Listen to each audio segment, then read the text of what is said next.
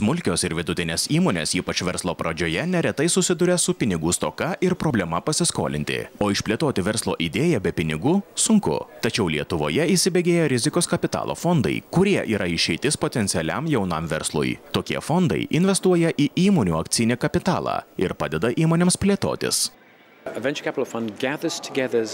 Rizikos kapitalo fondai suranda investicinio kapitalo iš įvairiausių šaltinių, tarp kurių esame ir mes, ir tada investuoja į įvairias įmones, kad padėtų joms augti.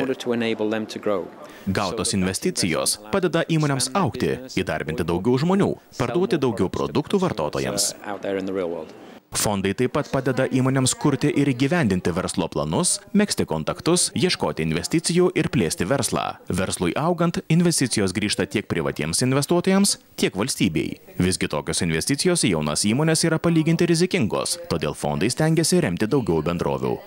Kadangi mes turime didesnį portfelių skaičių, tai natūralu, kad galime sakyti, kad tam tikra maža dalis įmonių, kurios galimoje ateityje būti sėkmingos, generuoti didelę grąžą tiek fondų valytojams, tiek investuotojams, atperka visas tas kitas investicijas, kurios galbūt yra net visai sėkmingos, galbūt lūžusios ar kitaip tariant nepasisekusios.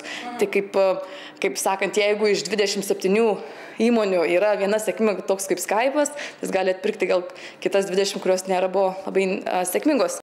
Lietuvoje į įmonės investuoja 5 rizikos kapitalo fondų valdytojai – Verslo angelų fondas, Lithuania SME Fund, Litcapital, Praktika Seed Capital, Praktika Venture Capital. Jie investuoja ES struktūrinių fondų lėšas, tačiau daugelio fondų valdytojai savo ruožtų turi pritraukti ne mažiau nei trečdalį ar netgi pusę privačių investuotojų lėšų. Išimtis į itin jaunas įmonės investuojantis Praktika Seed Capital fondas.